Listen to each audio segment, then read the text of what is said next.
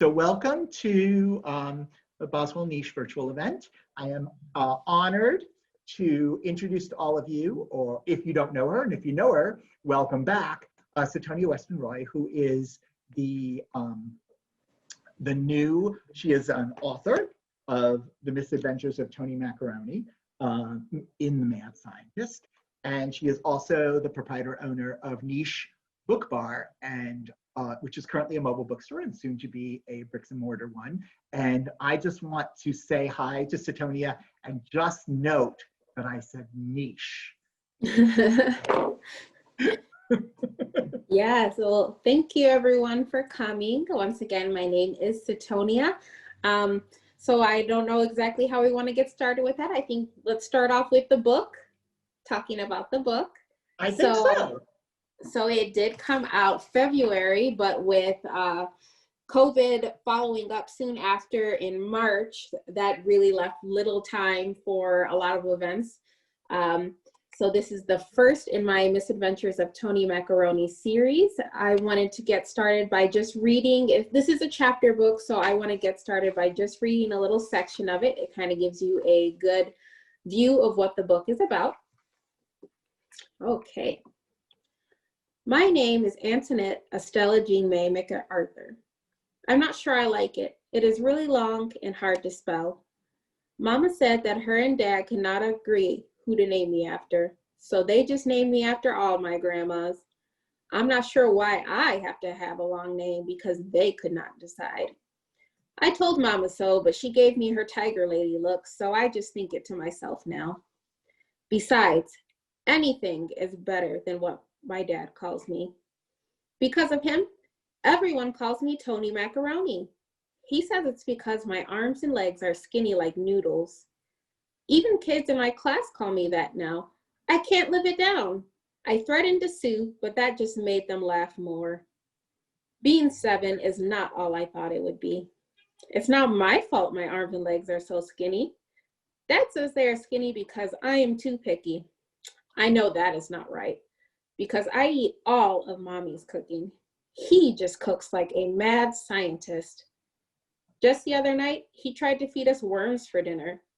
Mama swears it was really overcooked noodles, but I have never seen overcooked noodles wiggle. I told her so, but she just thought I was being dramatic, whatever that means. Anyway, that's pretty much how I ended up on a hunger strike. It's been 2 days since I started my hunger strike. So far, so good. Mommy cooked both those days. I think I'm wearing them down. Hunger strikes are easy. And then there's a little picture of her writing on her bed, and this little thought bubble is from her pet frog, which says, Toni would soon find out that hunger strikes were not easy. So Toni has a best friend who is the frog. Yes. Sir Hops-a-Lot. Yes, Sir Hops-a-Lot, which was actually a real frog that I did have. My brother caught him in a parking lot and we named him Sir Hops-a-Lot. But even before having that frog for a very short while, I would catch frogs growing up in Florida. So when I was thinking of her sort of sidekick moral compass, frogs came to mind. And of course, using that name, Sir Hops-a-Lot. Well, I just want to say that it brought back memories of my childhood, because now I thought I was catching, I grew up in New York, but we grew up by a pretty large park. And I really was like, I think it turns out they might have been toads. I'm not really sure if they were frogs or toads. This is my embarrassing lack of knowledge, but we would catch them and then we would send them back. And then, but every so often, one of my friends would say, I'm going to bring them home and make it a pet. It is not easy to keep a pet frog. No, they need to stay pretty wet. Yeah. And I don't think that's something, unless you're getting told from a pet store or really looking it up, as a child to do. So definitely best practice, let them go unless you're getting them from a pet store. Yeah. It's got to be, the catch and release is best, but I'm not going to give anybody advice because, like I said, I did everything wrong. I mean, me and one of my friends used to keep bees, not just catch them and then spin them around and let them go. And usually they stung my friend once he went to the hospital. So like no advice here. But so Hotslot is sort of like the Jiminy Cricket of the story. Yeah, that's often how I explain him. He doesn't really stop all of her antics, but he does kind of try to give a little morsel of truth or have her think about the situation more by asking a question. He's almost more of a therapist. You know, he doesn't tell her what's right. He asks questions and then she'll come to the conclusion. Do you think that Toni's dad is a bad cook or not? Oh, he's a terrible cook. Yes, he uses things in the back of the fridge that probably expired long ago. But I'd say he could be better. As you'll notice through the story, there are some reasons towards him being as bad as he is. Mm. But, you know, for the most part, I wouldn't say he's a great cook naturally. Well, that's good to know, because I kind of, when I read the story, I thought, I'm really reading this through Toni's perspective. So maybe she's just a picky eater. But then Mom cooks so well. So right. It's very hard to figure it out. Yeah. I think she has a type of personality that she can be picky about things, but she's a pretty good eater normally outside of Dad's cooking. She is a very energetic kid, and she has a lot of interest. Tell me a little more as you're expanding. Like, what other stories would you like to tell with her? Well, I plan to try to, as long as I have ideas, release every February a new book in the series.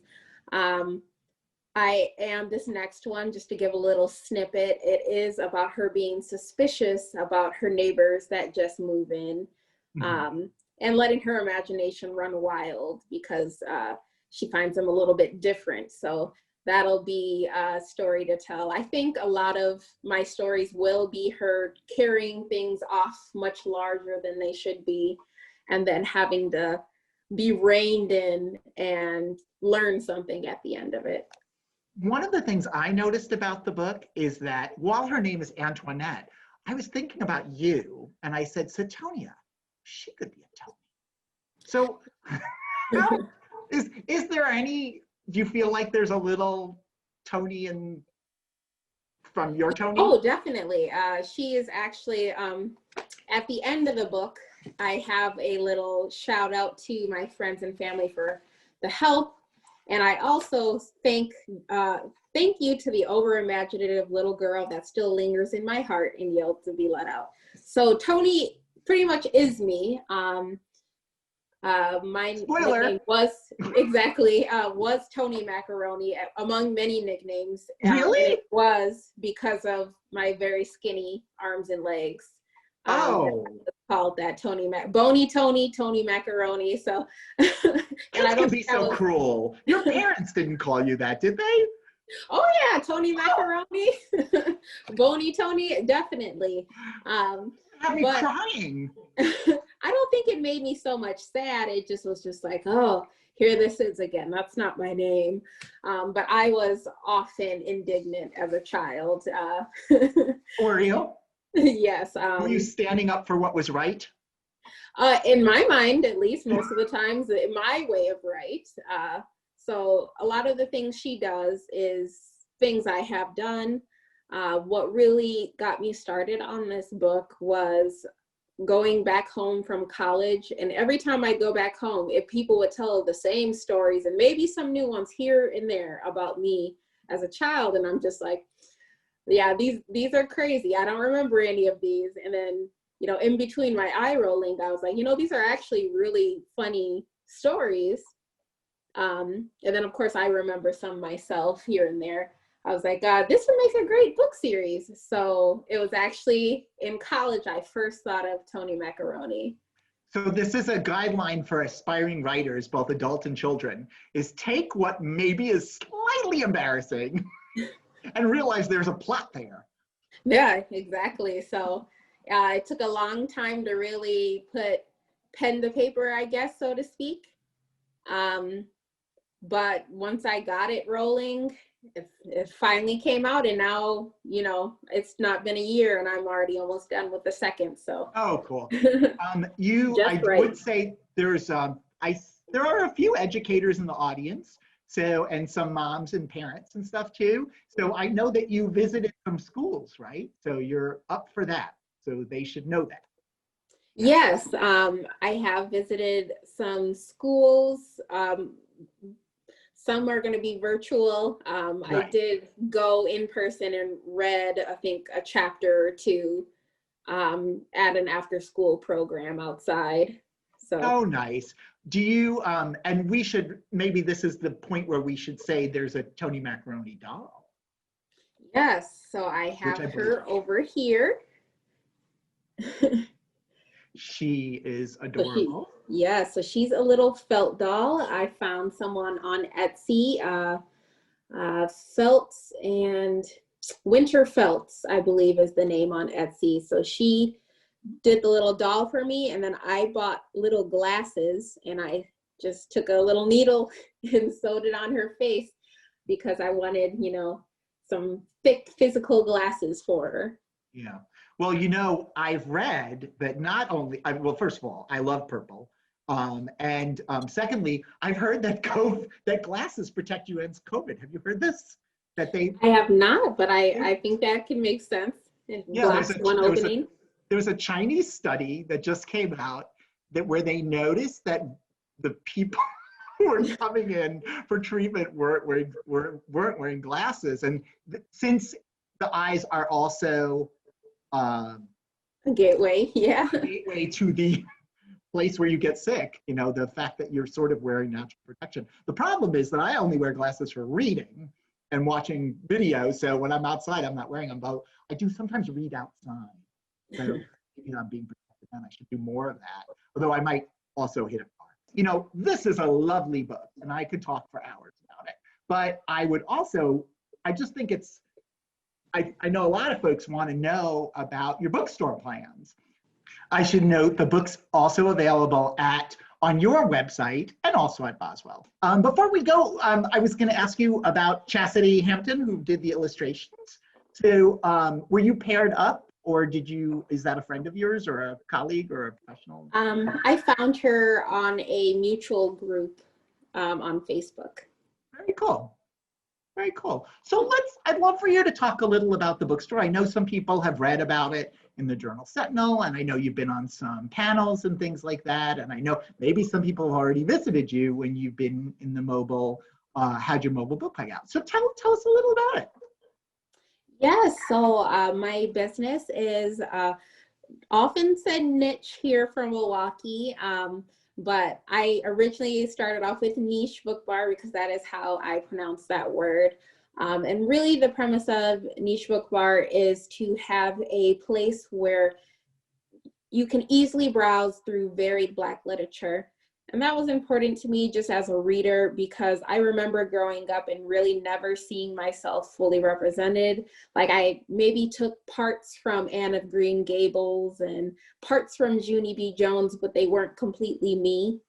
And if someone was completely me, it was surrounded in some trauma, you know, Roll of Thunder, Hear My Cry.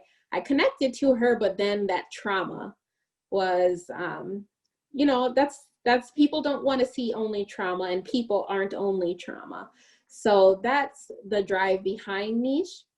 And then also I had an idea one night while putting my son to bed when I finally got to crack open a book and I had a glass of wine, and I remember that just feeling, and I felt so strongly about it. I tweeted, you know, somebody open up a Barnes and Noble's place that has books and wine. So I wanted to bring that past idea, as well as, you know, it was fairly new that I was able to vocalize how I felt about literature and what was missing from my experience. So I wanted to combine those two together, and that is where I got niche.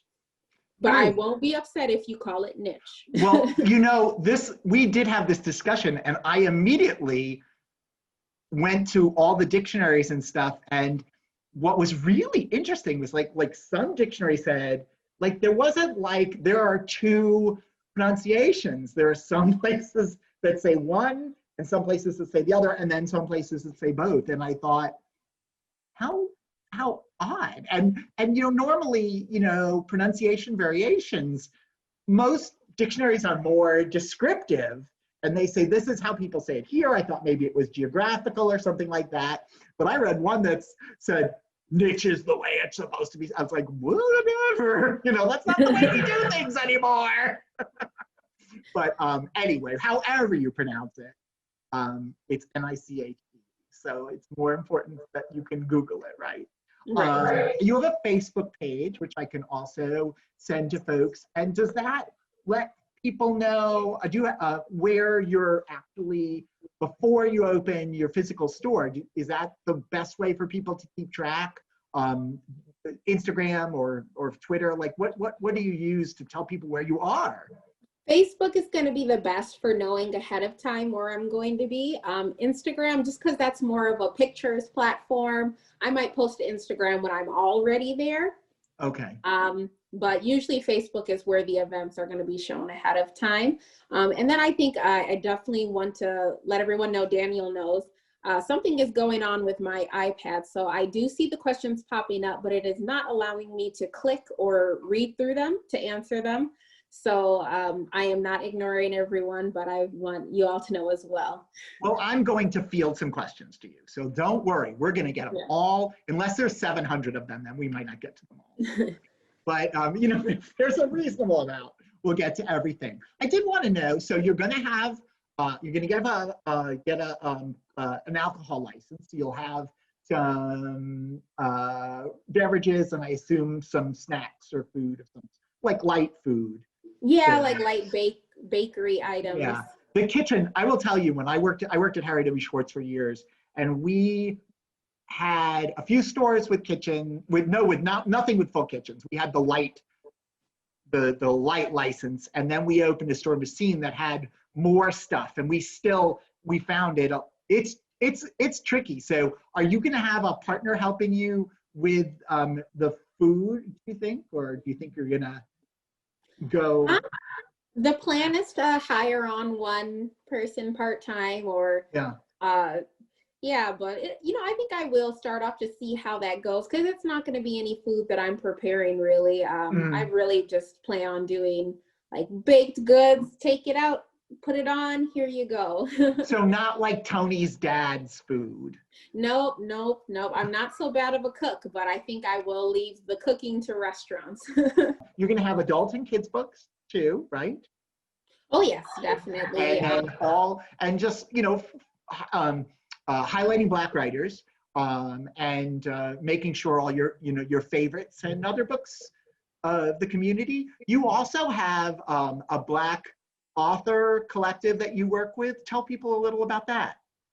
Yeah, so when I was building up to Niche, I did the Black Authors pop-up. So that was all of like the end of 2018 and all of last year. And so that was that first kind of stepping stone, because I knew that if I was going to do a bookstore, it's important to connect with the local authors. So I organized events and had them pop up at different places. And then did some virtual events once COVID hit.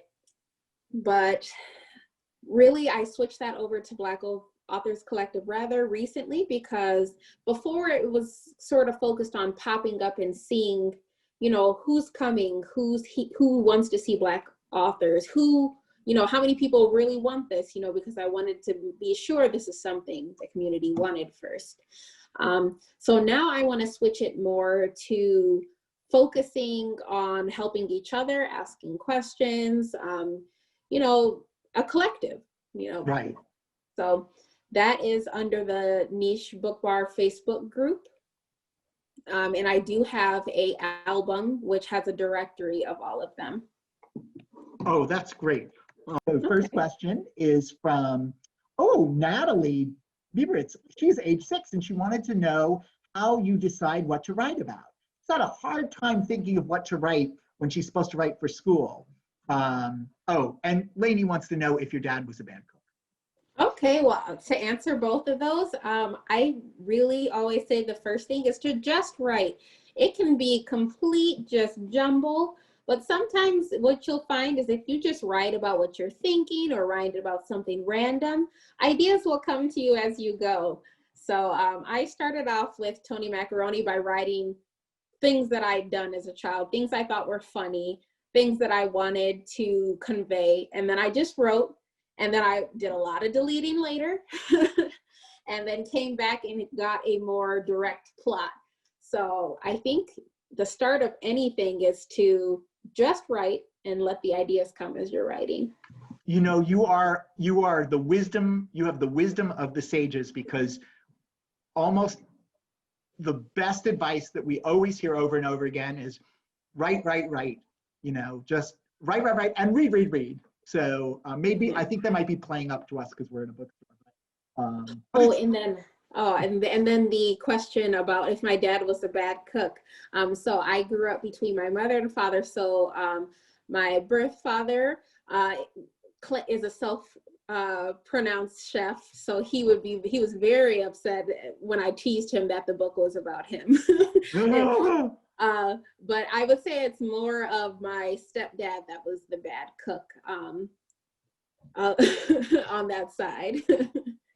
Nobody's going to say I hope he's not insulted. No one's going to say I'm a good cook. Now, the wonderful educator, Shauna Lucas, who we're going to have her, she just interviewed Nick Stone, and we're going to have that video up, I promise, soon. But she wants to know if you could share some of the quintessential Black writers that have inspired Niche Book Bar.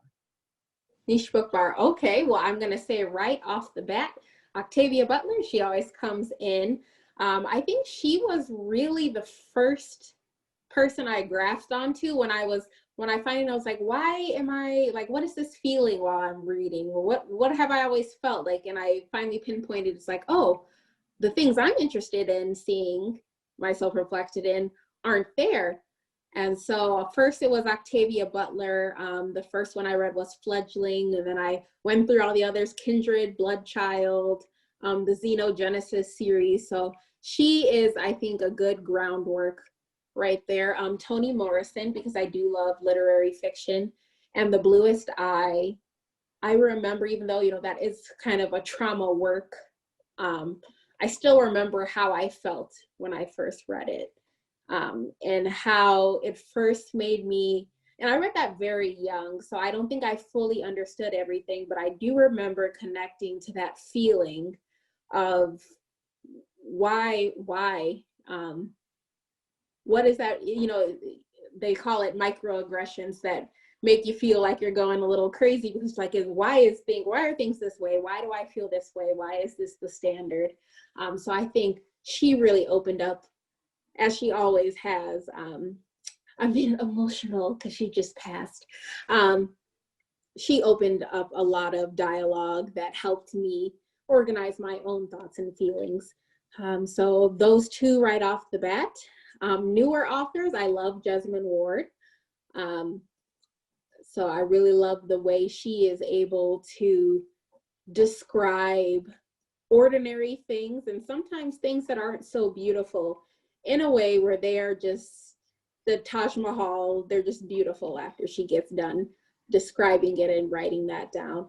So I think those three come to mind really well off the bat.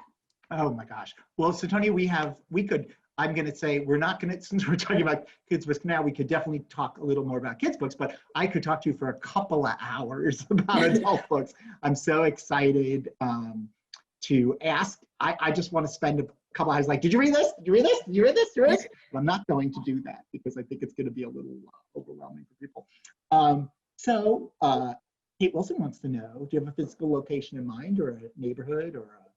I do. I actually do have like a letter of intent at North and MLK, but even if something were to happen where I couldn't do that location, I would want to stick in that Bronzeville neighborhood. Mm-hmm. There's so much interesting stuff going on there with the new America's Black Holocaust Museum and Dasha Kelly space. And I think the museum, the Black History Museum, is actually around there too, isn't it?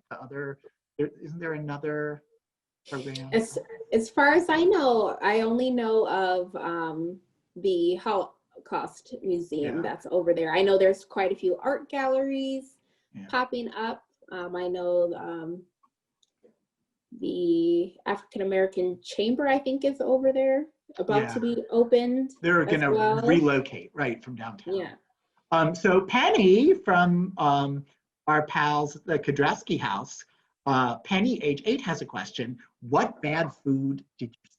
Like, let's be specific. What about the bad food Dad cooked? And gross us out, please. The ones that I didn't like as a kid? Yes. Oh, so actually the noodles was a very real situation where something about just staring at the plate and just my mind playing tricks on me. I remember seeing the noodles wiggle and just thinking, oh, that's disgusting. So not eating certain noodles. I think it was an egg noodle, you know, the thicker ones. Yeah.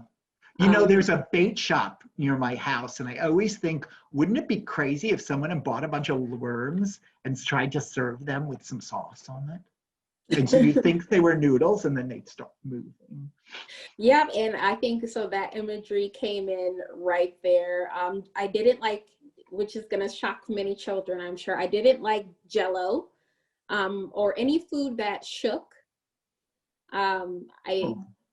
I believe it was due to the movie The Thing. So gelatinous, eggs, Jell-O, pudding got a pass. That was one of the things I would not eat. It doesn't jiggle as much as Jell-O. And I just want to say that most Jell-O is made of bones. So that's a little odd. Oh, well, there you go. So I had a reason. I'm still not a big Jell-O fan to this day. Really, you know, I would say I was not a very picky child. I was just a little over imaginative. There we go. Let's see if we have any other questions. I think we've gotten through everything. Well, I wanted to thank you for joining us. I saw a link we got a whole bunch of links. So there's the Facebook page, the Journal Sentinel story, a link to buy the book. We do have it in the store, and wishing you continued success, and enjoyed and looking forward to the next adventures of Antoinette. Yes, so you should see something from her in February. So all right, excellent. Stay tuned. All right, thanks everybody. All right, thank you guys so much for coming.